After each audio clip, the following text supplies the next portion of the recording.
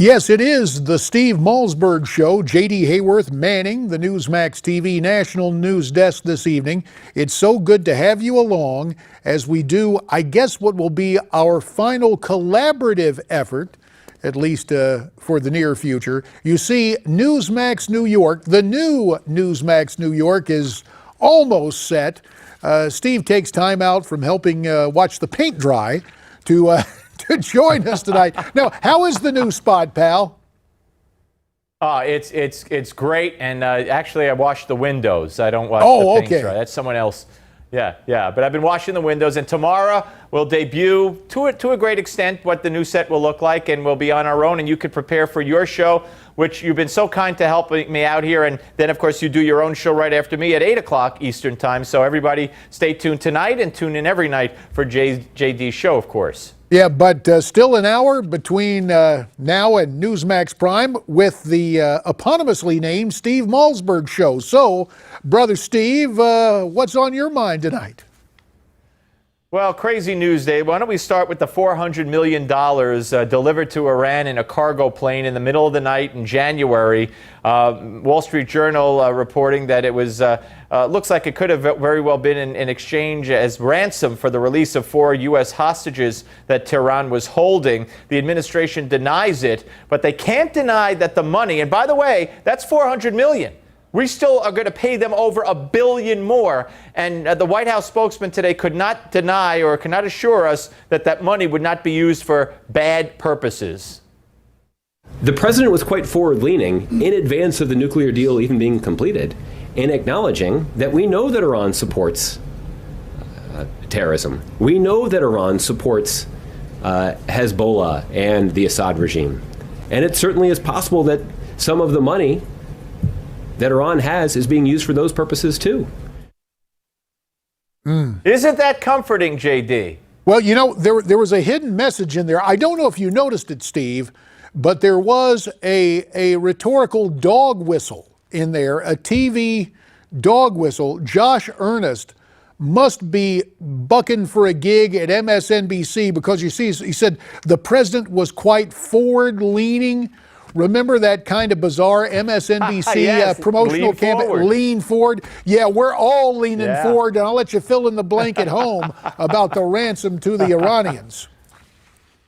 Well, that's true. Oh, it's a terrible story, and we'll talk more about that at length as the show goes on.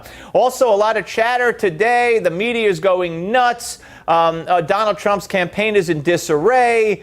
Is Donald Trump going to drop out? By the way, I talked to someone who the same person who told me that Mike Pence was going to be the VP 2 weeks before it was announced. And when I asked this person if any chance Donald Trump drops out of the race, the response was, "Are you crazy?" So I'll take that he's not going to drop out of the race. But, you know, even Newt Gingrich kind of echoed what I was saying yesterday to an extent that, you know, Donald's got to get back on message at the very least. Here's what Newt had to say. Trump is still behaving like as though it was the primaries and there were 17 candidates. He has not made the transition to being the potential president of the United States, which is a much tougher league. People are going to watch you every single day. They're going to take everything they can out of context. And he's not yet performing at the level that you need to. I think some of what Trump has done is just very self-destructive. I would say that in the last couple of weeks he has been remarkably underperforming. And we'll see whether or not he can take a deep breath and learn these lessons. Yeah, so, I mean, you know, a little honesty from Gingrich, and I don't know if there's going to be a sit-down, JD. You tell me. Is there going to be a sit-down? Because I'm always told Trump doesn't listen to anybody. Well, so if he sits down with Newt or Christie, who's he going to listen to? Well, the fact is there will be a sit-down. I will talk more about this during Newsmax Prime. But there is going to be a sit-down. Of course, the press tries to portray it in the most unflattering light, and I'll have more on that. But no, look, when you're a candidate, even Donald Trump, and especially Donald Trump, now that it's between Mr. Trump and Mrs. Clinton, there are continual meetings.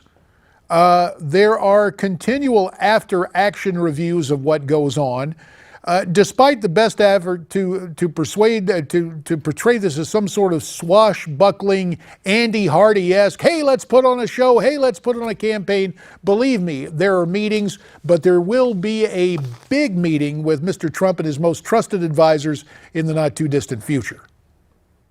All right. Now, Trump did speak today down in Florida, and he was so on message that CNN cut away to do reports on how off message he's been. That's how good Trump was today. Here's some of what he had to say about Hillary. In Libya, take a look, Libya, look at that mess. And that was Clinton telling Obama what to do. I guarantee if he had his choice again for Secretary of State, he'd love to have a do-over. We let ISIS take this position. It was Hillary Clinton that she should get an award from them as the founder of ISIS. That's what it was. That's what it was. Her weakness. Yeah, you know, Steve, you summed it up so well. CNN had to cut away because he was on message. And here's the real simple thing. When you're in a campaign, you disqualify your opponent. And to use a Clintonian phrase from 1992, hey, focus like a laser beam on Hillary today.